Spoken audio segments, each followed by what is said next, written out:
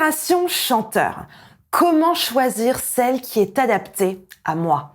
Bonjour à tous et à tous, je suis absolument ravie de vous retrouver pour cette nouvelle vidéo. Bienvenue à toi si tu es nouveau sur ma chaîne, tu vas retrouver ici une quantité de vidéos, notamment sur la respiration, j'en ai déjà carrément fait une playlist, je te la remets ici. Donc évidemment plein de vidéos que je suis certaine que tu vas adorer, donc abonne-toi, actionne la cloche et rejoins la communauté. Alors aujourd'hui, je voulais qu'on reparle des différents types de respiration, des différents types de soutien, des différentes manières de pouvoir activer les muscles, mais surtout vous expliquer cette fois-ci à quoi ça va servir. En fonction de vous, en fonction de votre activité, en fonction peut-être d'un état dans lequel vous êtes actuellement, les respirations, les soutiens, les muscles ne vont pas être les mêmes en fonction de toutes ces situations. Donc on va regarder exactement aujourd'hui quelle respiration, quel soutien, quel muscle correspond à quelle situation pour que vous puissiez switcher, pour que vous puissiez choisir exactement celle qui vous correspond en fonction de votre profil ou en fonction de votre activité. Juste avant de démarrer, je me présente très rapidement pour ceux qui ne me connaissent pas encore. Je m'appelle Elena Hurstel et je suis votre coach vocal depuis 2013 pour faire de votre voix votre allié numéro 1.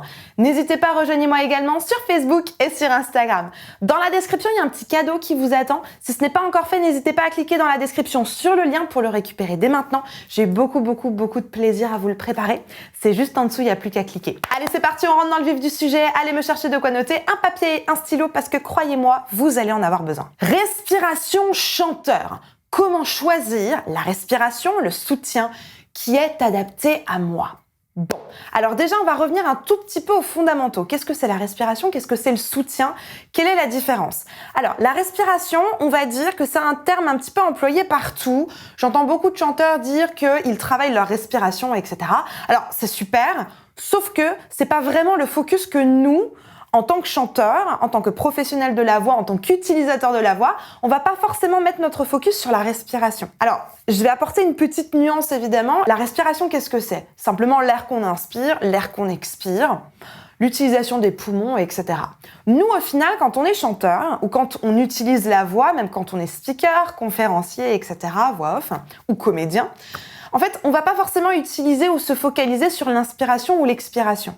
Par contre, on va se focaliser sur le soutien, la manière dont on va soutenir la respiration grâce à des muscles.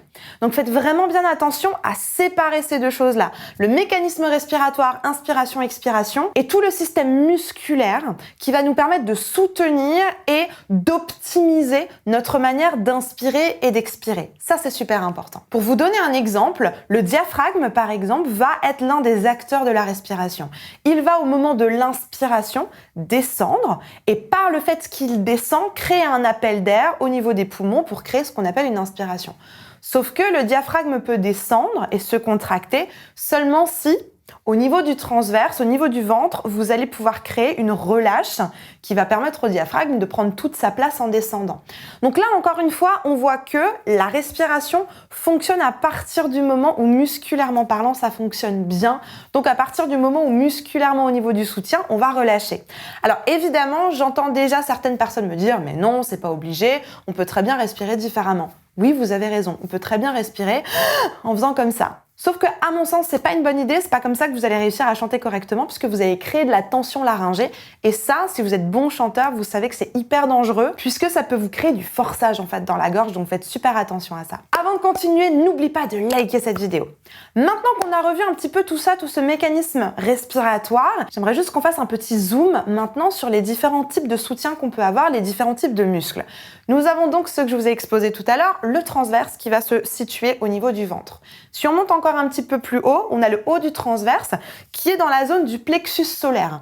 Celui-ci va fonctionner un petit peu en mouvement opposé, si je peux dire, par rapport au transverse. Le transverse va rentrer au fur et à mesure pendant votre phrase chantée ou parlée, alors que le plexus, lui, va sortir vers l'extérieur, pas forcément comme un mouvement, mais juste se contracter et donc avoir un mouvement vers l'extérieur. Donc on va vraiment avoir ce mouvement-là au niveau du transverse, dans cette zone-là. Comme autre muscle, nous avons aussi les intercostaux qui vont se matérialiser plutôt autour ici des côtes. Donc, simplement en inspirant, et en essayant de maintenir ouvert le plus longtemps possible la cage thoracique. Ça va vous aider à engager les intercostaux. Ensuite, nous avons dans le dos, le grand dorsal, tout en haut, que vous pouvez activer tout simplement en faisant une traction par exemple. Et nous avons également le bas du dos, les lombaires, que vous allez pouvoir activer en rétroversant un tout petit peu votre bassin. Il existe également un petit mouvement que vous pouvez sentir au niveau de la taille. Si vous prenez vos mains et que vous les enfoncez vers l'intérieur, vous allez sentir au moment de faire un par exemple, vous allez sentir un mouvement musculaire vers l'extérieur.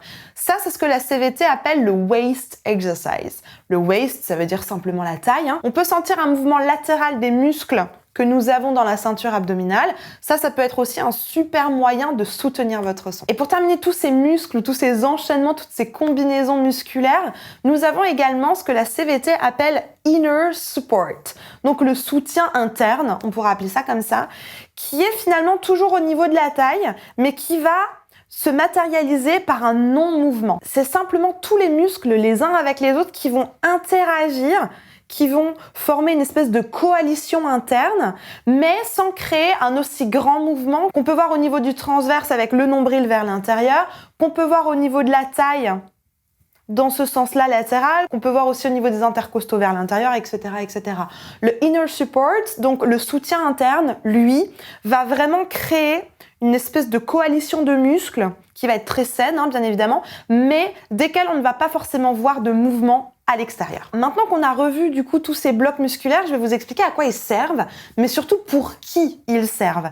Parce qu'ils ne vont pas avoir la même utilisation, ils ne vont pas servir aux mêmes personnes, et c'est important de comprendre exactement quel soutien va vous servir dans telle ou telle situation ou pour tel ou tel profil de personne. Je prends l'exemple d'hier sur Instagram, une personne m'a posé la question, je suis enceinte, quel soutien est-ce que je pourrais utiliser? Et là, c'est assez simple, étant donné que quand vous êtes enceinte, vous avez moins accès ou peu accès, ou c'est pas très conseillé d'utiliser le transverse, je vais plutôt vous conseiller d'utiliser le dos. Donc toutes les femmes enceintes, je vous conseille d'utiliser un soutien avec le dos. Donc comme on l'a vu tout à l'heure, une petite traction, simplement pour tendre les muscles du dos et par là soutenir votre note. Ça va être la même chose si vous êtes pianiste par exemple, que vous jouez en même temps que vous chantez, ou alors que vous jouez de la guitare. Pour tous les instrumentistes, ça va être beaucoup plus facile d'engager le dos avec un instrument que de chercher à travailler avec le transverse, avec les intercostaux, etc., etc. Ou alors, une autre option pour travailler avec le dos, si par exemple vous êtes une personne à mobilité réduite, je vous conseille également de travailler avec le dos, ou alors de travailler avec une partie du corps avec laquelle vous allez pouvoir produire de l'énergie. Il y a quelques temps, j'ai travaillé avec une personne, une de mes coachées, qui est à mobilité réduite, qui est en fauteuil roulant, qui s'appelle Leïla. Et en fait, elle était venue me voir parce qu'elle voulait amener sa voix encore un peu plus haut, travailler sur ses aigus, etc. Mais elle avait quasiment pas de mobilité corporelle. Et donc, avec Leïla, ce qu'on a simplement travaillé, c'est de la mobilité au niveau des mains. Parce qu'elle avait du mal à travailler son dos, ses bras, etc. Donc, je lui ai simplement mis des stylos ou des marqueurs entre les mains et on a travaillé sur créer de l'énergie à partir des mains. C'est tout bête, simplement pour aller encore un peu plus haut. De manière générale, il faut juste que vous compreniez que le soutien, c'est créer de l'énergie. Peu importe où, alors évitez le petit doigt de pied, d'accord? Mais de manière générale, c'est simplement être capable de créer de l'énergie pour permettre au moteur de la voix, si je mets des gros guillemets, de se mettre en marche. En ce qui concerne ici les intercostaux, je mettrai deux types de personnes. Petit 1, les danseurs. Je sais que si vous êtes danseur, moi j'ai une de mes coachées qui est danseuse professionnelle, pour Justine, d'ailleurs je vous remets, j'ai fait un live avec Justine juste ici pour tout ce qui est casting, etc. Pour Justine, je sais que ça a toujours été super difficile de pouvoir utiliser son ventre parce qu'en tant que danseur, vous avez l'habitude de gainer votre ventre. Vous avez l'habitude ici de rentrer votre ventre tout le temps, donc ça va être beaucoup plus difficile pour vous d'avoir accès à une mobilité au niveau du transverse. Donc si vous êtes danseur, je vous conseille d'utiliser plutôt les intercostaux pour pouvoir avoir de la mobilité plutôt au niveau de la cage thoracique que du transverse. Je sais que moi-même, pendant des années, j'ai travaillé en tant que chanteuse dans des cabarets et la chorégraphe en chef, dès qu'elle nous apprenait des chorégraphies et que moi je devais les faire, systématiquement, elle me demandait d'avoir une posture, d'avoir un port de ventre tout le temps très gainé. Et moi, ça m'embêtait beaucoup pour chanter en fait. Mais bon, si vous réussissez à trouver de l'énergie au niveau du dos par exemple et au niveau des intercostaux, ça va vraiment faire le job. Donc c'est ce que je vous conseille. Et en deuxième position, je vous conseille d'utiliser d'utiliser les intercostaux. Si vous avez tendance à mettre beaucoup d'air dans votre voix, si vous chantez avec beaucoup d'air, je vous conseille d'utiliser les intercostaux parce que ça va vous aider à garder le diaphragme le plus bas possible, le plus longtemps possible pour avoir un tout petit flux d'air. Donc ça, c'est les deux profils de personnes auxquels je conseille d'utiliser les intercostaux. Pour tout ce qui est athlète, donc personnes qui ont l'habitude de faire beaucoup de sport,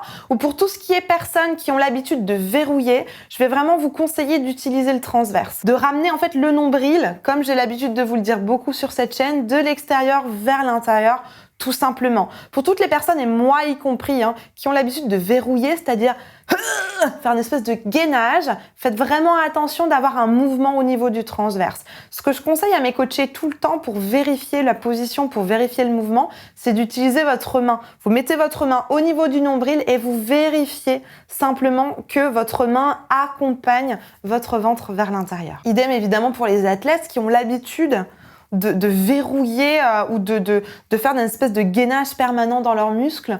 Voilà, ayez cette habitude avec le ventre de le ramener vers l'intérieur pour créer un mouvement. Pour toutes les personnes qui sont un peu plus, on va dire gentiment mollassonnes, ou pour toutes les personnes qui sont plutôt des chanteurs avancés ou des chanteurs classiques, je vais plutôt vous conseiller d'utiliser le plexus solaire qui va se trouver ici. Vous avez des côtes, côte. D'un coup, il y a un trou et si vous toussez, vous allez sentir que le plexus avance vers l'extérieur. Donc ça, c'est vraiment une zone que vous pouvez utiliser et que vous pouvez solliciter si vous avez l'habitude d'être un petit peu plus mou, un peu moins proactif. Utilisez cette zone-là pour soutenir vos notes. Ou alors, si vous êtes dans le classique, ça va notamment vous aider à soutenir votre vibrato. Ou alors, si vous êtes un chanteur avancé, que vous avez déjà l'habitude de travailler avec le transverse, avec les intercostaux, etc., super intéressant que vous puissiez commencer à travailler aussi un petit peu avec le plexus. Ensuite, pour tout ce qui va être vraiment difficile, comme les effets, les ornementations, etc., les très très hautes notes, je vais évidemment vous conseiller ce fameux inner support, ou alors ce fameux support interne. Je ne sais pas si on peut vraiment le traduire comme ça, mais je vais vraiment vous conseiller ça parce que très souvent, dans les aigus, on a tendance à verrouiller beaucoup trop dans tous les sens. Et vraiment, cette coalition de muscles, ce muscle contre muscle, si je peux dire interne, cet inner support va vraiment être super efficace parce que c'est du micro-mouvement, mais c'est une super balance à trouver, notamment pour ces aigus ou pour tous ces, ces effets qui vont vous demander énormément d'énergie. Donc, cet inner support va vraiment vous aider à soutenir toutes ces choses-là qui sont un peu plus avancées, un petit peu plus difficiles, qui vous demandent un peu plus d'énergie. De manière générale, j'aimerais quand même vous apporter une attention particulière à quelque chose et j'en parle de plus en plus avec mes coachés. Le soutien va aussi venir de votre, si je pourrais dire, de votre tendance naturelle, de votre caractère, de votre énergie naturelle. Si je prends mon exemple, j'ai tendance à avoir beaucoup d'énergie. Je suis un peu quelqu'un proactive, voilà, j'ai beaucoup d'énergie, je fais beaucoup de choses, voilà. C'est mon caractère, un peu hyperactive. Et en fait, je sais que moi, de par ce caractère-là, très énergique, très jovial, etc., j'ai pas forcément besoin de mettre beaucoup d'énergie. Parce que j'en ai déjà naturellement en stock. Donc, je sais que pendant des années, j'ai été voir des profs de chant, j'ai été voir des coachs qui me disaient, si tu veux aller dans tes aigus, mets plus d'énergie, mets plus d'énergie, mets plus d'énergie. Et comme j'en avais déjà beaucoup trop naturellement, ça m'a engendré beaucoup de verrouillage et beaucoup de problèmes de voix. Donc, attention. Je pense qu'il faut aussi que vous puissiez évaluer quelle est votre énergie naturelle. À quel degré votre énergie naturelle, elle se trouve en fait.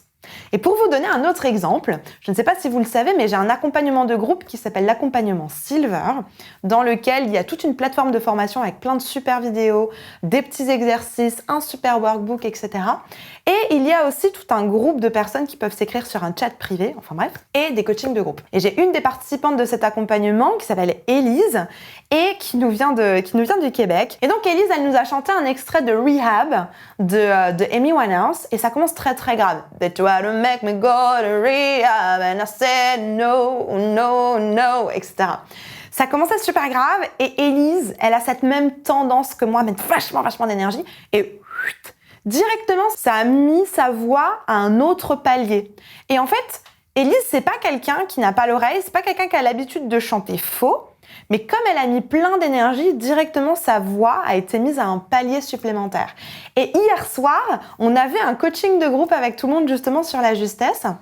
Et en fait, j'ai réexpliqué tout ce mécanisme du soutien J'en ai déjà parlé dans d'autres vidéos, mais que de manière générale, si vous voulez chanter les graves, il va falloir mettre beaucoup moins de soutien. Ça a fonctionné. Élise, du premier coup, je l'ai interrogée, je ne sais plus sur quelle chanson, sur l'histoire de la vie du roi lion, ce fameux démarrage super grave avec le « Au matin de ta vie sur la planète », etc. Ça a fonctionné du premier coup. Pourquoi? Parce que Élise, en fait, elle a compris, après mes explications, qu'elle avait besoin de se mettre dans des charentaises et de ne pas mettre plus d'énergie que ce qu'elle a déjà en stock, voire même d'enlever un peu de son énergie naturelle. Donc, faites super attention. Si je reprends le titre de la vidéo, comment choisir l'énergie qui est adaptée à moi, j'ai envie de dire avant même de choisir si vous allez plutôt prendre le dos, les lombaires, le waist, le inner support, etc. Essayez même avant ça de jauger un petit peu quel est votre caractère, quelle est votre énergie naturelle.